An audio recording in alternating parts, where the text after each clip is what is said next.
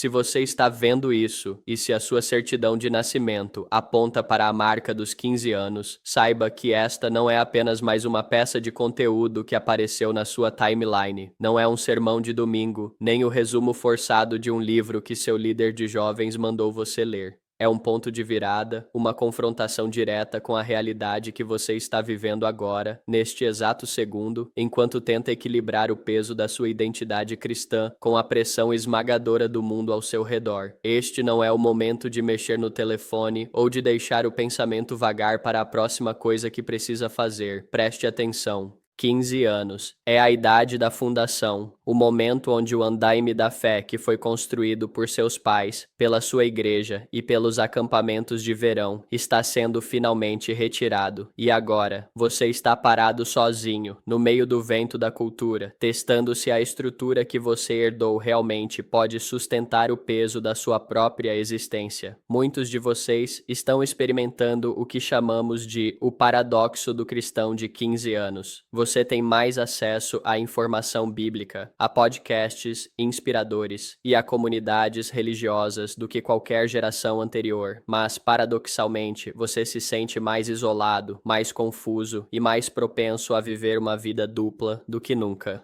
Eu não quero falar sobre a santidade genérica ou os clichês que você já ouviu. Eu quero mergulhar na trincheira onde você realmente luta. A arena da sua vida, hoje, é composta por 3 campos de batalha principais: o seu quarto, a tela do seu celular e o corredor da sua escola. No seu quarto, você lida com a privacidade opressiva, com os pensamentos que ninguém mais ouve, com as dúvidas que parecem traição. Na tela, você é bombardeado por uma curadoria incessante de vidas perfeitas, de felicidade fabricada e de uma permissividade moral que grita que a sua fé é restritiva, obsoleta e, pior de tudo, chata. E no corredor da escola, você enfrenta o julgamento silencioso, a necessidade desesperada de pertencimento, o medo de ser rotulado como o estranho, o esquisito, aquele que não pode participar da piada ou da atividade que todos os outros consideram inofensiva. O conflito que está consumindo você não é externo, é interno. É a guerra entre a sua vocação e a sua performance. Você sabe quem você deveria ser. Você ouviu o chamado para ser luz, sal, radicalmente diferente. Mas a performance exige que você se misture. Exige que você use a linguagem deles, que dê risada das mesmas coisas, que desvie o olhar na hora certa e que mantenha o seu lado espiritual trancado no domingo à noite. Você está exausto porque manter essa máscara social exige uma energia que você simplesmente não tem.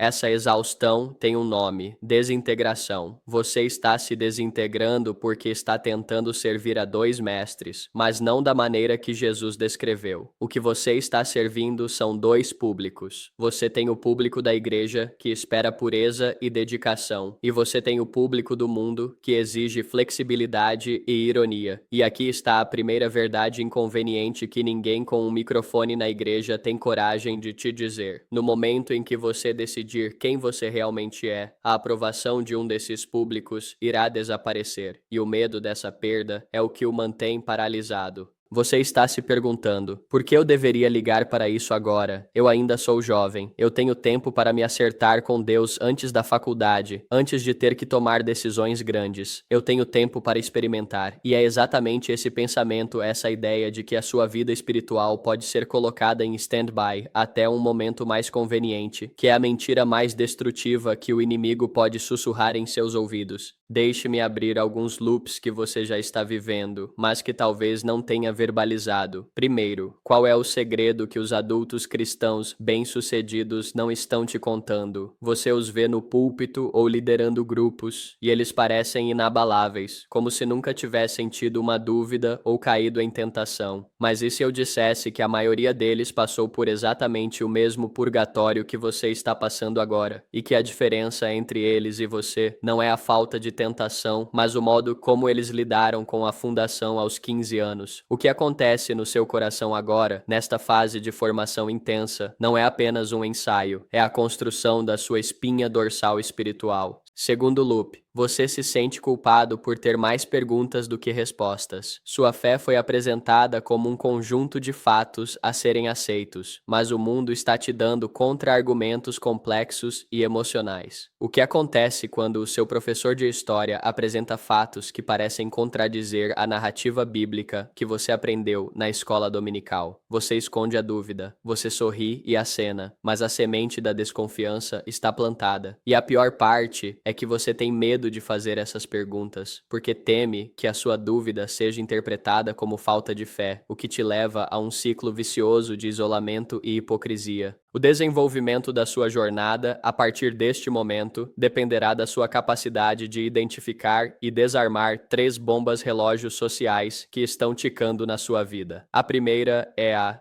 tirania da comparação.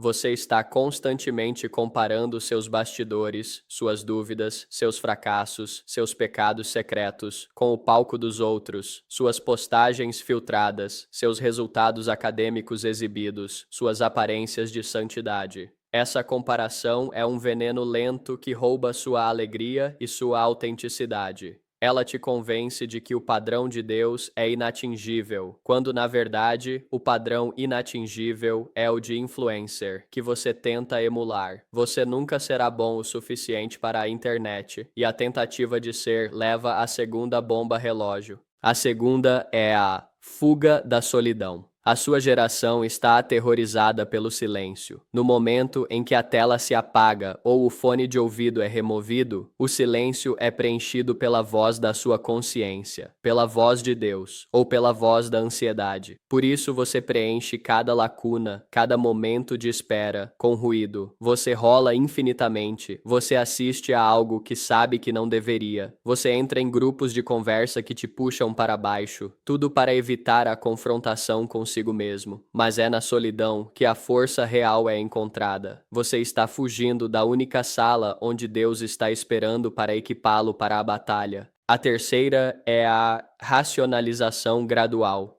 É o processo insidioso pelo qual você negocia os seus princípios. Começa com algo pequeno. É só uma olhada. É só uma mentirinha branca para evitar um conflito. Todo mundo está fazendo isso, então não pode ser tão ruim. Você começa a aceitar a mediocridade espiritual como norma, e a cada concessão, o seu padrão de santidade cai um degrau. Quando você chegar aos 20 anos, se continuar nessa trajetória de racionalização gradual, o abismo entre o que você professa e o que você pratica será tão grande que será quase impossível de saltar. Você terá se acostumado à vida morna, achando que ela é a temperatura normal da fé. Aqui é onde precisamos reengajar, onde eu preciso puxar você de volta da beira do precipício da complacência. Você acha que tem tempo, mas o tempo mais crítico da sua formação de caráter está acontecendo agora. Os hábitos que você está formando aos 15 anos, a maneira como você lida com a pressão, com a tentação, com o seu tempo livre, serão os mesmos hábitos que definirão se você será um cristão frágil e ineficaz ou um agente de transformação aos 25. O seu futuro espiritual não é determinado por uma epifania grandiosa na faculdade. Ele é moldado pelas microdecisões que você toma hoje no anonimato do seu quarto. É hora da grande revelação, o clímax que fecha os loops que abrimos, o segredo que os adultos não te contam, e a solução para o seu conflito de identidade é que você não precisa ser mais religioso, você precisa ser mais real.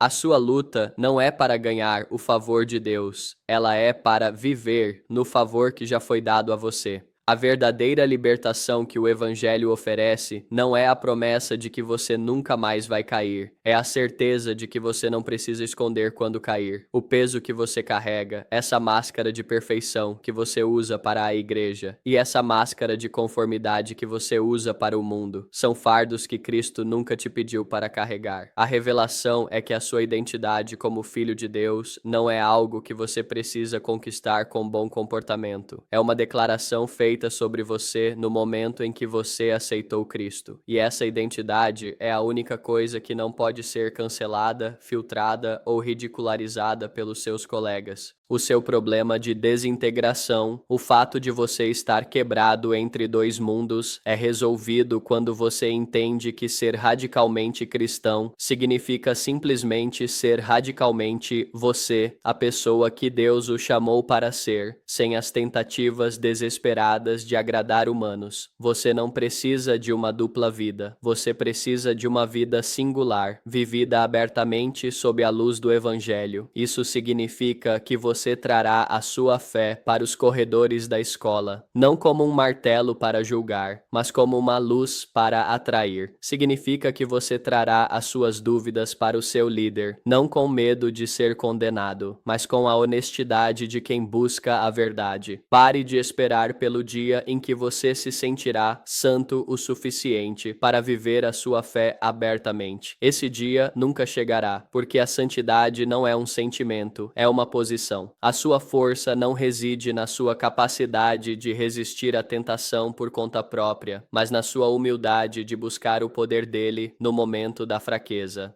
A conclusão é rápida e urgente. Aos 15 anos, você está sendo convidado a parar de construir castelos de areia, de performance e começar a cavar profundamente o poço da sua verdadeira identidade em Cristo. Sua vida não é um rascunho. As decisões que você toma hoje, a qualidade da sua honestidade e a sua disposição em ser diferente estão definindo o homem ou a mulher que você será. Portanto, a sua chamada específica para a ação, neste exato momento, é esta. Identifique a sua máscara mais pesada, aquela que você coloca todas as manhãs antes de sair de casa para agradar o mundo. Agora, encontre um local de silêncio, mesmo que seja apenas 1 minuto no banheiro da escola, e, em oração honesta, diga a Deus o que é essa máscara e por que você a usa. Reconheça que você está cansado de viver dividido. Este é o primeiro passo para unificar a sua vida. Permita que a vulnerabilidade se torne a sua nova força. Não feche esta página até que você tenha feito essa confissão. O seu próximo passo, na continuação desta conversa, dependerá do seu compromisso em ser real agora. Não adie a fundação que você está sendo chamado a construir.